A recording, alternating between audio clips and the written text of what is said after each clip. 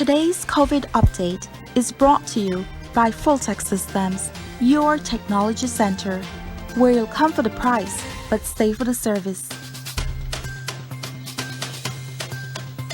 And we're back. And if you are joining us right now, we're just getting our first conversation for this morning started. And as we said before the break, we are getting an update from the Port of Belize Limited in relation to a number of things that have been going on. And joining us for our conversation, we are joined by Andrew Lane, who is the CEO of Port of Belize Limited. Good morning. Good morning. And thank you for joining us. Yep, we appreciate you being here and sharing a bit with our viewers. Now, as Marlene said before the break, one of the biggest news, or the biggest recent news to come out of the port has been the signing of the collective bargaining agreement with the Christian Workers Union, which seems to have been a very long time coming. So can you share a little bit about what it's like now to actually finally have that agreement in place? For me, it's a fantastic achievement. The previous CBA was signed 19 years ago. And of course, a CBA never really expires, so we've continued to honor that CBA. But the world changes dramatically in 19 years, so it needed a modernization. And a lot of what we did was, I would call it the regularization of the way that things work, and then just getting that documented and settled so that we create a very good common understanding between the management and the staff. So it's great to get it done. The process, I mean, it actually went pretty quick. We started maybe the beginning of August, and then we were finished at the end of September, beginning of October. So let's call it 6 weeks. It took a lot of time, it took a lot of effort, it took some compromise, but we got there, and I'm very, very pleased that we've got that signed and sealed and delivered. I think the key component that you mentioned there is the compromise that is necessary, and a part of I think why this was such big news coming out last week was how long there have been attempts made to be able to finalize a new CBA with the Christian Workers Union. The port has had different leadership, the union has had different leadership. What do you think was different this time around for you to have actually reached the point of signing?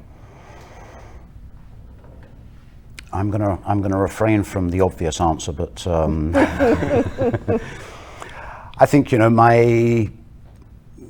I think there was a genuine commitment and desire to get this finished from both sides. You know, previously there's been disagreements and disputes, and it's been through mediation, it's been through arbitration. Everything has failed, and sometimes it just takes a little bit more of a pragmatic approach. And you know, sometimes not all of the I's are dotted and not all of the T's are crossed, and that's not the important thing. So to try and step away from the micro, small stuff and focus only on the high level stuff. So, you know, the big ticket items, as always, you know, it's the increases, it's the bonuses, it's the severance packages.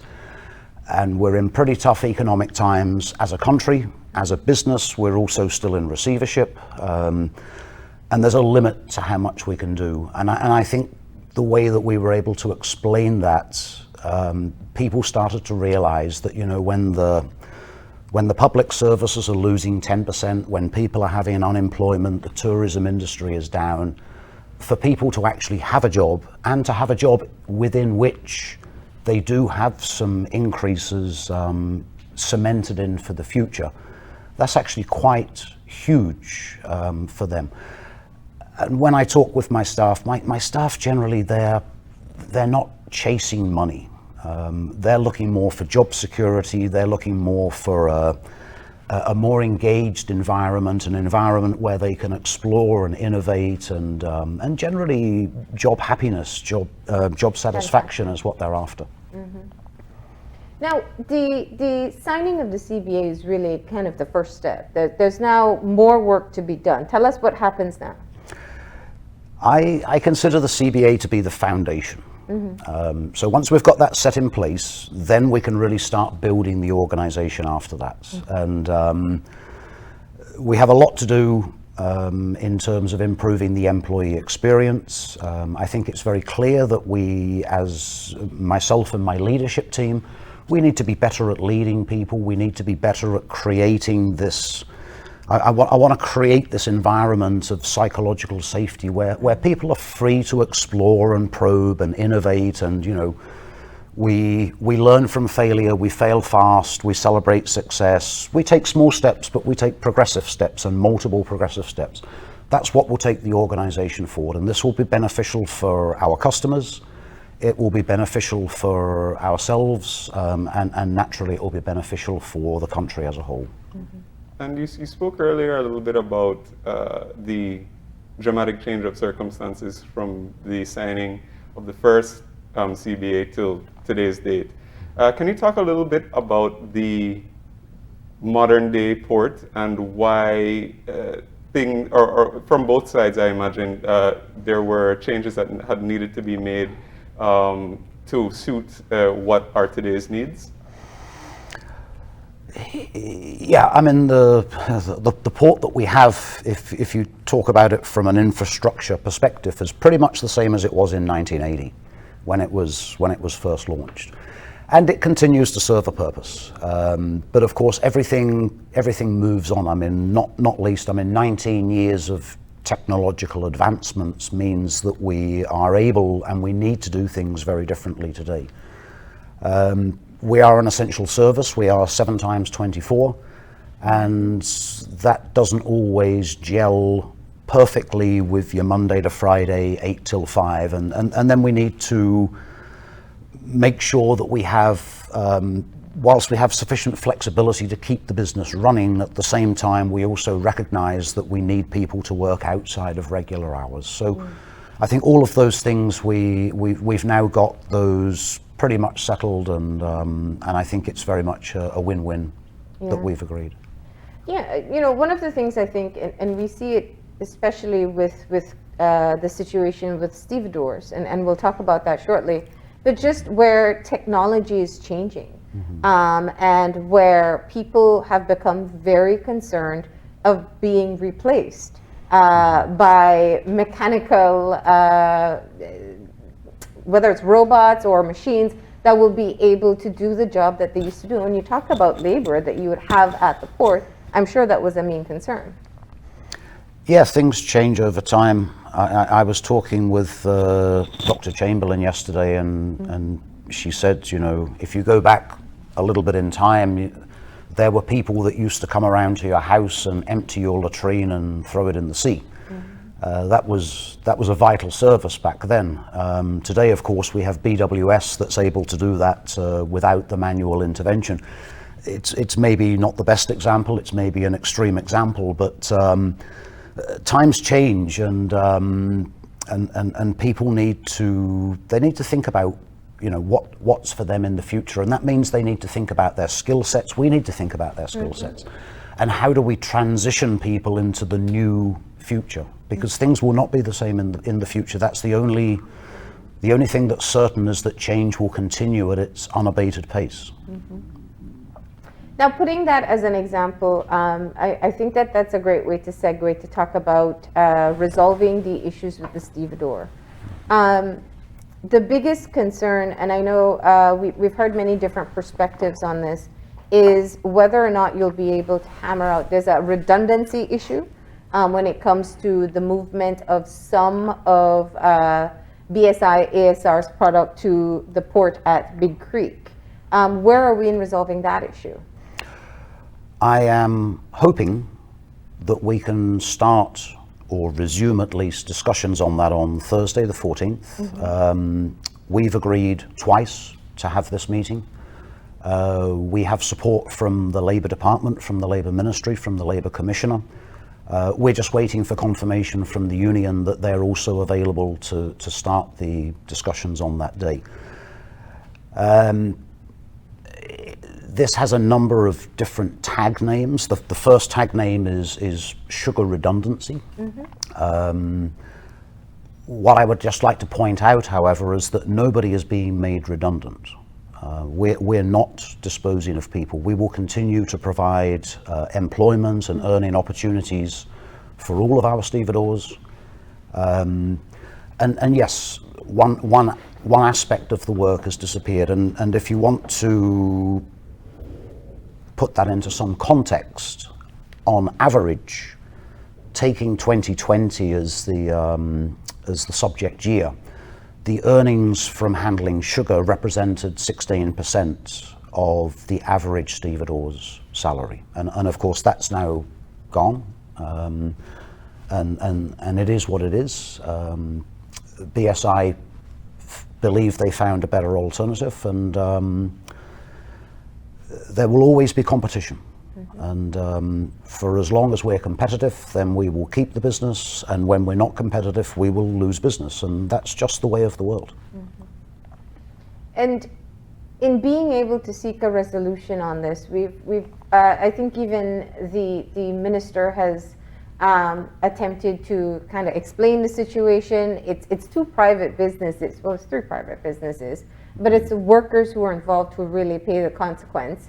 And I know that the stevedores have laid the blame on the port, saying, well, you haven't upgraded the institution. Yeah, and I don't think that's necessarily objective. I mean, and maybe we'll get onto this a little bit deeper later, but I mean, we have a rather elaborate expansion plan, which when realized, will become the largest private investment in infrastructure in the history of Belize. People say we haven't invested. That's not strictly true. I mean, from 2012 to current time, 2012 we entered administration or receivership. We have invested $13 million in improving the facility, and we continue to invest in improving the facility. Have we created a world-class modern port? Well, no, we haven't. But what we've done is we've made sure that what we presently have continues to be fit for purpose. So it's not correct that we haven't invested. Mm-hmm. And in terms of I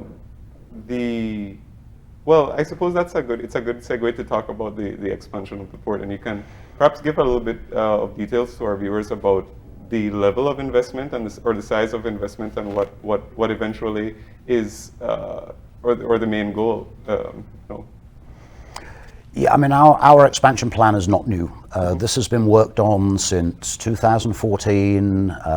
It started to take more shape in 2017, 2018. It's always been our plan to improve the facility. Mm-hmm.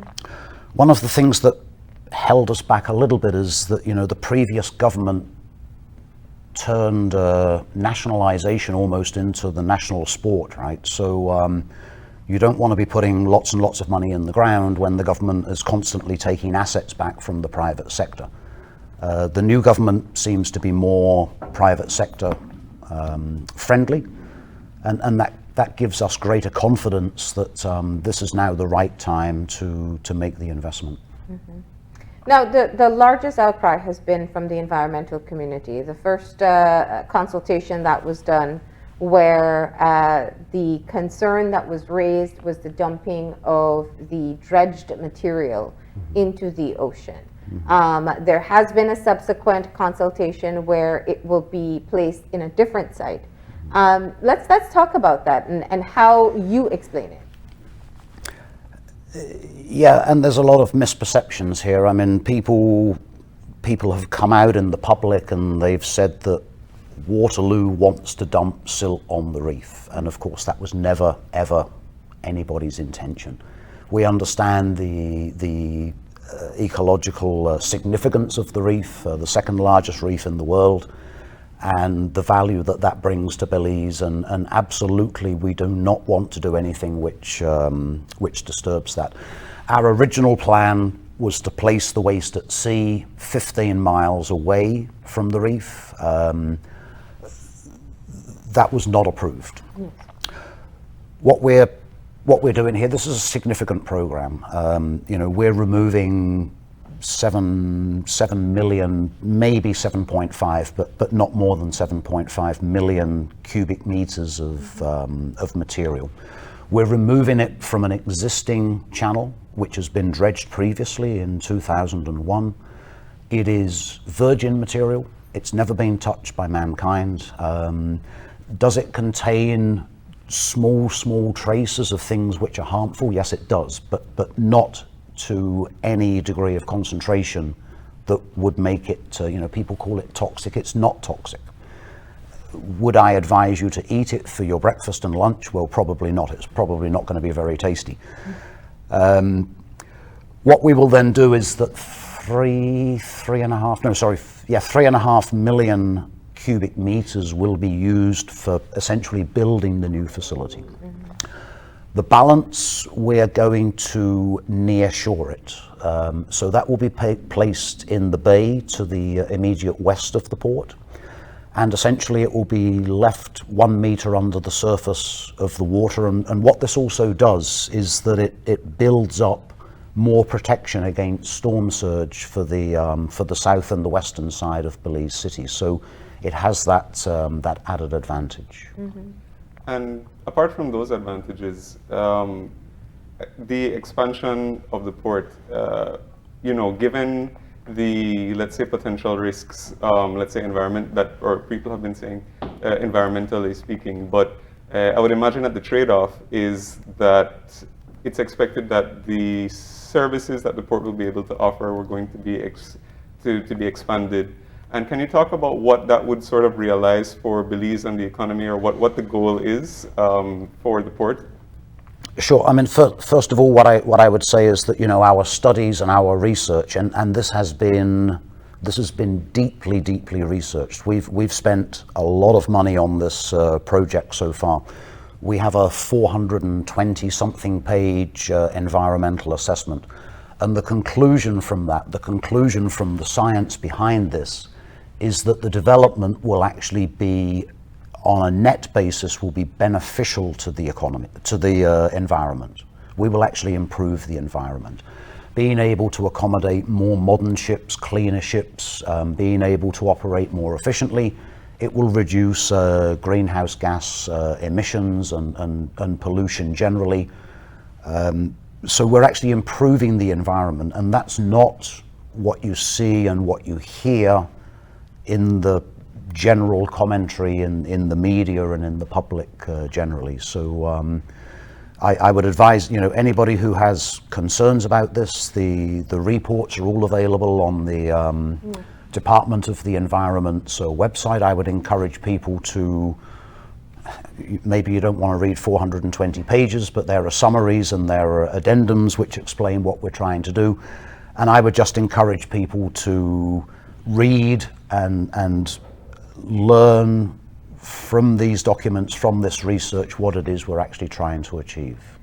So one of the recurring questions that always comes up with this project is, it's a twofold project. The aim is to be able to build the cruise terminal as well as having the bulk storage for the port, which is essential. That's part of the reason why businesses may move to one of your competitors. But the question always comes up, why not just pursue the upgrade of the port itself and reconsider or continue to go through the phases of the environmental clearance and the approval process for the cruise? I don't see that to be too different to what we're actually trying to achieve. I mean, it's a multi-purpose port. Mm-hmm. So we have a cargo function, we have a tourism passenger function. The big expense, and it's the same the world over, the big expense that we have here is the dredging. So in order for the business case to be making any sense whatsoever, we need to pay that investment back through a combination of revenues gained from cargo and cruise. Mm-hmm. Neither one of those two activities in itself can justify the dredging that we need to do. So our approach channel today is 10 meters deep. We have 8.2 meters in the turning basin and alongside. We're taking that down to 12 meters, and that's where the 7.5 million or 7 million cubic meters of dredge material comes from. And that's just the way that it is. So people are saying, why don't you just do the cargo? Why don't you just do the cruise? And the answer to that is that if it's one or the other, then it's not a viable project and it's not going to happen. To get back to your question before, Gavin, what does this give us? Currently today we handle around about 100,000 tons a year of bulk cargo. We believe that our new facility will have the ability and capacity to handle 600,000 tons or more. This gives us opportunities for the export of aggregates. We're already importing some wheat, some fertilizer. The sugar is still there, but of course the sugar is largely going to be in the south in the future. But there's a clinker import, and we've done in 2019. We had an elaborate study done on the bulk opportunities, and it's very, very clear that there's a lot of demand there. So particularly from the agricultural export side of things, this new port opens up new opportunities for farmers and people involved in agriculture in the country to export their products in a very cost-effective way to the rest of the world. When you hear the concerns that people are expressing about the project, how do you respond? People have a right to have their concerns. People have a right to ask questions, and people should always ask questions. They should always express concerns. People also just need to understand the responses to those concerns, and understand also that we're not shooting from the hip with a shotgun here at people's questions.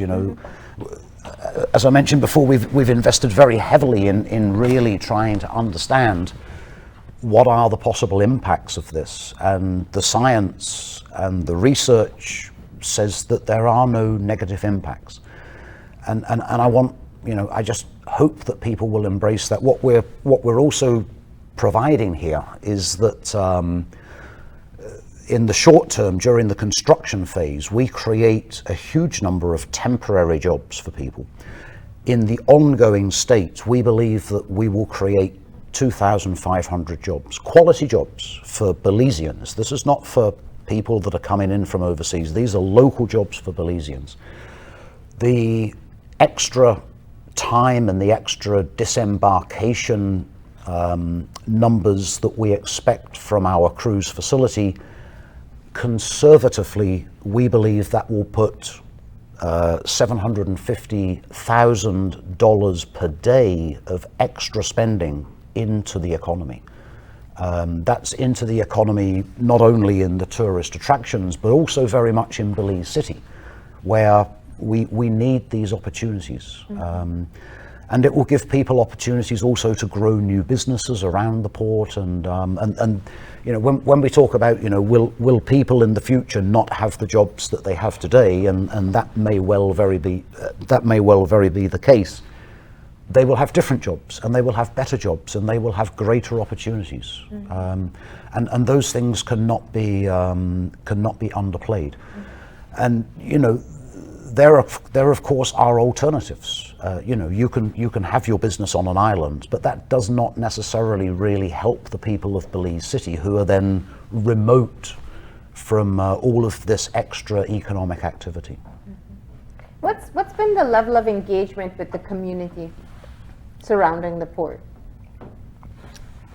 Before I came here, Dr. Chamberlain did a lot of public engagement. Again, we hear commentary, and we have people standing up and saying, nobody told us. Well, that's actually not true. Did we go into the community with an open question and say, would you like this, and would you like to vote on this? No, of course that didn't happen. But the general approach that we're taking, what we want to achieve from this, that has been communicated since, I think it was 2019, at least it was 2020.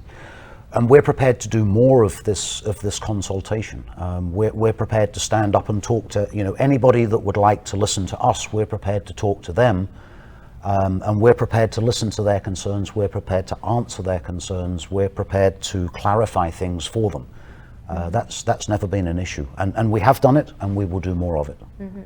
And so the concerns that were raised at the last consultation, where community members felt that they weren't engaged sufficiently, what's been the steps made since then? Well, that's where we will go to next. So we will try another round of engagement there. The public consultation I thought was very successful. It was a 4-hour session. It was quite a grueling session. Yeah. And of course we heard a lot of things. It was actually, it was interesting that some people were saying, well, you build this new cruise facility and then you say that we're going to have 2.5 million cruise visitors, and can the country sustain and even manage 2.5 million? And it's a good question. It's a very valid question. We're not dependent on 2.5 million cruise passengers, and if you look at the statistics on the Ford Street Tourist Village, pre-pandemic, if you look at the development from 2018 to 2019, there was actually a 6.5% decline in cruise tourists coming into Belize. It was around about 750,000 a year. That was during a time when globally cruise tourism was growing at 2.5%. If you look then at the first 2 months of 2019 versus the first 2 months of 2020, you saw a further erosion. Whilst Harvest Key was welcoming 25% increased tourist numbers, it was declining in Belize City. And this is a trend that, unless we do something differently, we shouldn't expect a different outcome. So this is a trend that will continue unless we're able to provide the tourists, the passengers, and the cruise operators what they really want. And what they want is an onshore, purpose-built cruise facility where they can maximize the amount that, the ease on and off the ship, where people can walk off the ship, walk on the ship at any time of day, to take on any activities. It gives them more shore time. They can explore deeper into Belize. They can explore more things. And this is what the industry requires. And as such, we have letters of intent from the main cruise operators. That was going to be my next question, because the other argument is there are 2 other ports that have been approved. And when you're talking about being able to get the buy-in from the cruise lines itself, they're the ones who are going to decide. Where are we with that? Yeah, so I mentioned we have the letters of intent from 3, if I remember rightly, of the largest cruise lines, and they're pledging passenger numbers if we can build this facility. And as we saw last week, and it was openly admitted by State Bank Enterprises, they don't have these. And they won't have them either, because that's not what the industry requires. And Port Magical also doesn't seem to have the same support. And Port Magical is a very similar setup to the setup that we're looking for. But again, if you look at it from an environmental perspective, and yes, their environmental case has been approved, but what we're doing is that we are redeveloping a brownfield site, and they are developing a greenfield site. And what does that mean? Well, a greenfield site means that nothing exists and you build it from scratch. Whereas a brownfield site means that you already have the nucleus of what you need, and then you're just improving what already exists. And of course, logically speaking, a brownfield development will always be more ecologically friendly than a greenfield development. And you alluded to this a little bit earlier, but whilst we spoke about the relationship, I suppose, with the port and the public, you had also alluded to the fact that from the government side, it seems that the current government is creating an environment in which you feel more comfortable to make this sort of investment. And can you talk about perhaps what the discussions has been with the government, and perhaps the level of support they have expressed, and what that relationship is like as the project continues to develop? Yeah, I mean, we've had a number. I cannot remember how many engagement sessions we've had with the various different ministries of the government. the two key ones maybe is there's the Minister of Tourism, Minister Marla, and Minister Ferguson from Utilities, Energy and Logistics. And what we feel is that we feel that those ministries, they understand what we're trying to do. It seems to hang very well with what they're also trying to accomplish within their own ministries, and how that then supports the overall government strategy. We've presented this to the Honourable Prime Minister Briceño. He also understands what we're trying to do here, and we keep on presenting. We're trying to get, next stop is the Minister of Agriculture, Minister Mai. We need to have a speak with him as well, to explain to him how this will help him with his portfolio. And they, all of the ministries, they all have their concerns as well, and quite rightly so. And they all ask difficult questions, and we have good discussions. And I don't think so far we have not had an engagement within which we've come up against questions that we simply can't answer, or where we ourselves have based on the questions, we haven't had cause for concern to question ourselves in what we're doing. That simply hasn't happened. So in that respect, it's all very positive. And we need to get through the NEAC process, and that hopefully will happen very soon. At this point? Yeah, and then we need to get into the permitting and license stage, and once we get through the environmental assessment approval. We think after that it will be fairly rapid, and in fact we have our contractors. We've already signed contracts with our contractors. So the minute that we have everything in place, the next day the work will start. So that could even be as early as the very beginning of next year. We can start building this great new port If the approval goes through. once we get those approvals. Yeah.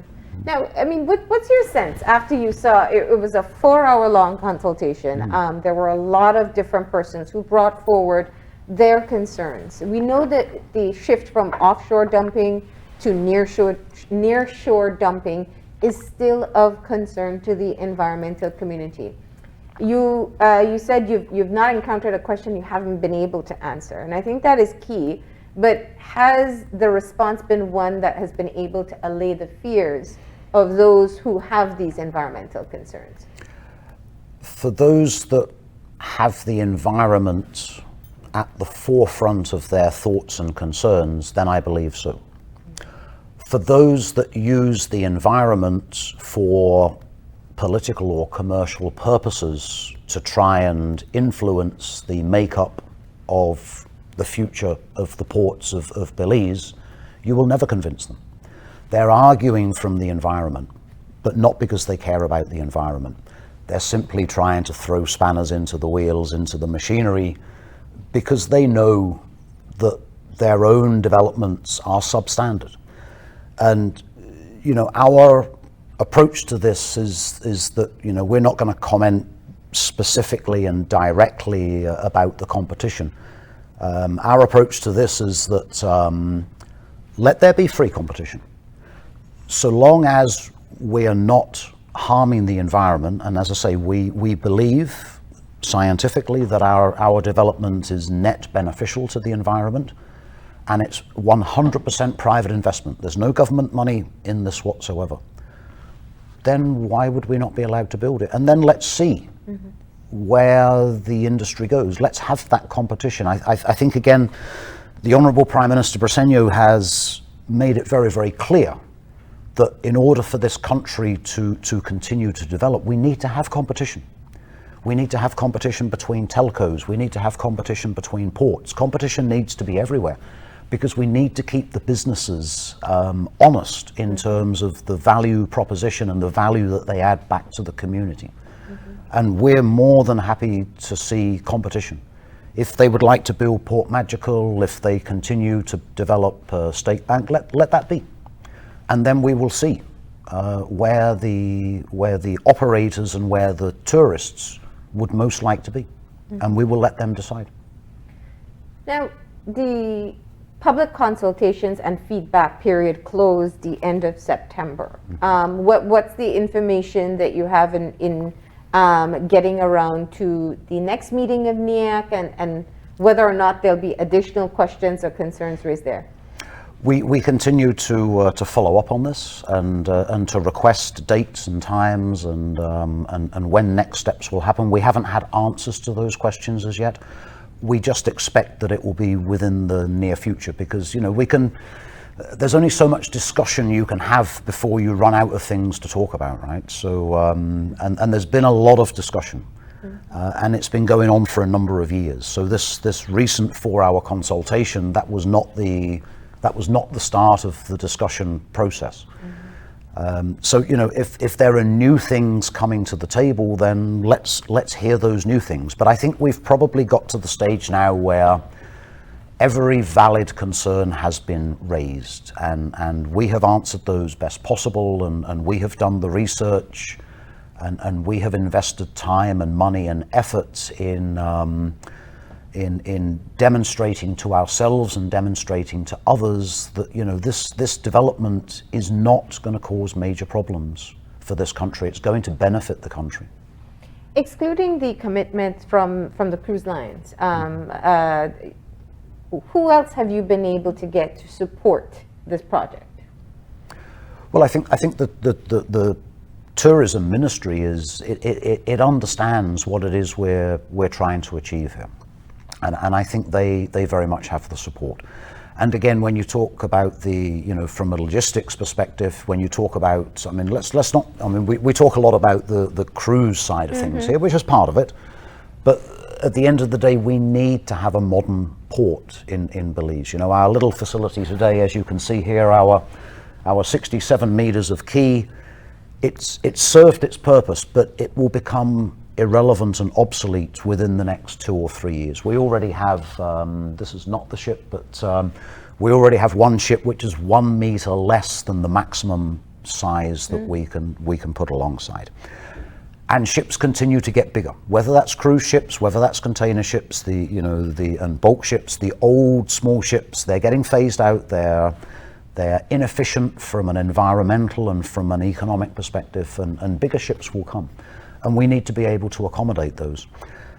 And if we can't accommodate those in Belize City, then where do they go? Well, of course, they can go to Big Creek. There's a cargo facility in Big Creek.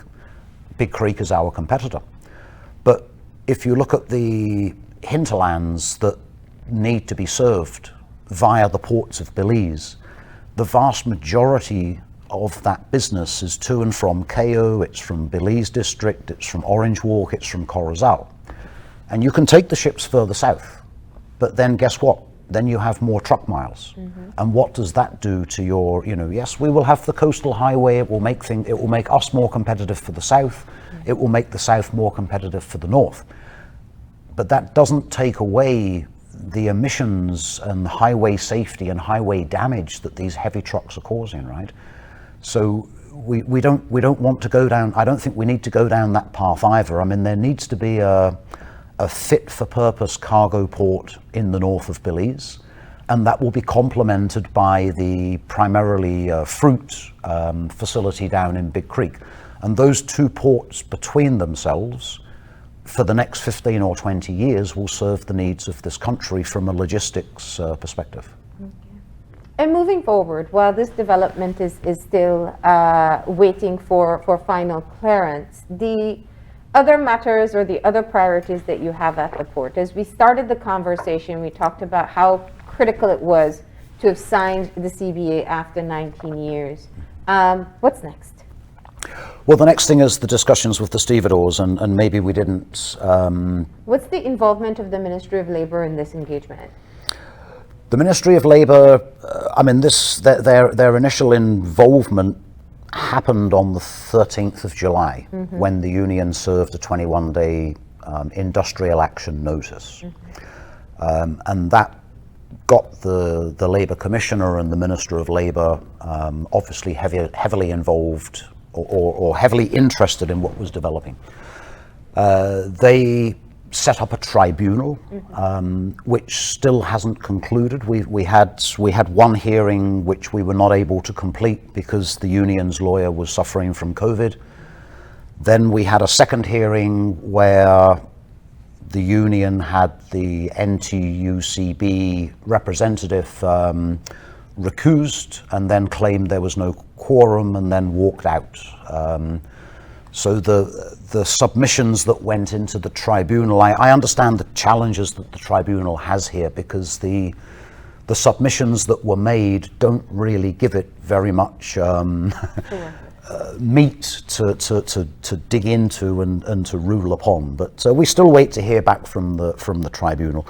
But what the Labour Ministry has said in the meantime is that, while we're waiting for something to come back from there, there's no reason why we don't also have discussions with the union. And the ministry was, they were a bit reluctant to be too heavily involved initially, but I think they've also realized that they need to be involved and they need to help facilitate this process to a conclusion. And we're happy that they're involved. So that's... And that 21-day notice, that's still in effect? That still sits there, yes. I mean, I will say in theory, but in theory, whilst the tribunal is still running, which in theory it is, then the 21-day notice sort of sits on ice and should not be invoked.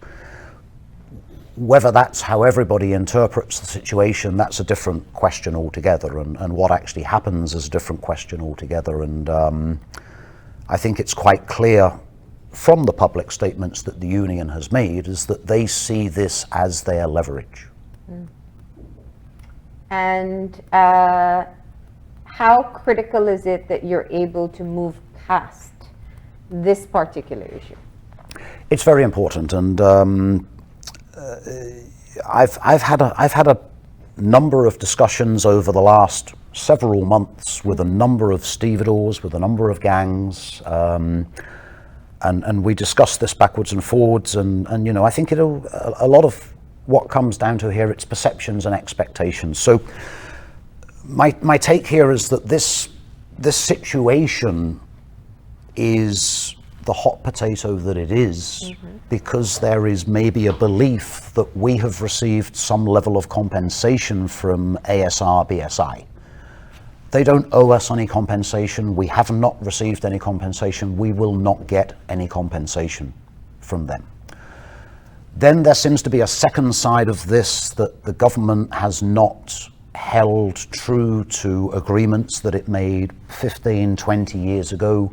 Those were tested in 2012. In 2012, we sued the government for, I think it was 30 different breaches of agreement. And the ruling that came back was that these were all void and unenforceable. There is no opportunity for us to sue the government. There's no point in us suing the government. The government doesn't have any money. So there's no money coming from the government. So we do not have this golden egg of cash that's sitting there where we've been compensated for the fact that we became uncompetitive for a certain type of cargo and it left. It doesn't exist. So there's nothing to share. All right. Well, of course, that meeting is scheduled to take place this week. I have confirmed the attendance of my company and of my team, and the Labour Department has confirmed theirs, and we wait for confirmation from the union that they will be available for that meeting. This was first suggested, I think, in the middle of last week. I think it was the 6th of October. So as soon as we get that confirmation, we can start the discussions. The redundancy, of course, I mentioned before, nobody's being made redundant. The compensation, there is no compensation. What can we then do to help the stevedores? I have some ideas. I don't want to get into the details, but if we rationalize a few things and if we change a few things, if we change the way that we work, and I mean, let me just give you one example here. So that the stevedores are structured and set up in such a way that when they work, they get paid. When they're not working, they don't get paid. We had a gang that did a shift 3 weeks ago. That was the first time that they had an opportunity to work in 70 days, 70 days. 2+ months, that gang has not had an opportunity to work. They've not had any income from their stevedoring job. And this is a product of the previous CBA that was signed, and I'm going to use the word antiquated, not because I created it, because that's the word that is often said about the way that we work in the port, and it is antiquated. This method of, one ship has one gang, and then we work for 15 hours, and then we don't finish the ship, and then the ship sits there for 9 hours doing nothing. You don't see this elsewhere in the world. You see it in Long Beach and Los Angeles, where a stevedore gets $200,000 a year, right? You see it there. But elsewhere in the world, you don't see that. You see you have a shift that works a ship. They don't work for 15 hours. That's way too long for people to be involved in dexterous work. You work for 12 hours, you pass to another shift, and you pass to another shift. And when you work in that way, what it means is that you get to work more frequently. You work smaller segments, which is less strenuous, but you get back to work more and more and more. So your cash flow is greatly improved. And I have elaborate simulated plans as to how we can work in the future, and I hope that these will be listened to, and I hope that the stevedores will understand that there are different ways to do things. There are maybe better ways to do things. The way that we've done things has got us here, but it won't necessarily get us there. And I think this is of course this is in the interests of our customers, and let's not forget the customers, which essentially pay the wages. But it's also in the interest of the stevedores as well. All right. Well, we will continue following up to see what takes place, if the meeting takes place by the end of the week. But thank you for coming in and giving us an update on all that's ongoing. Thank you so much, Melanie. Thank you, Evan. All right. We're going to go ahead and take a break, and we'll be back in a few. Stay tuned.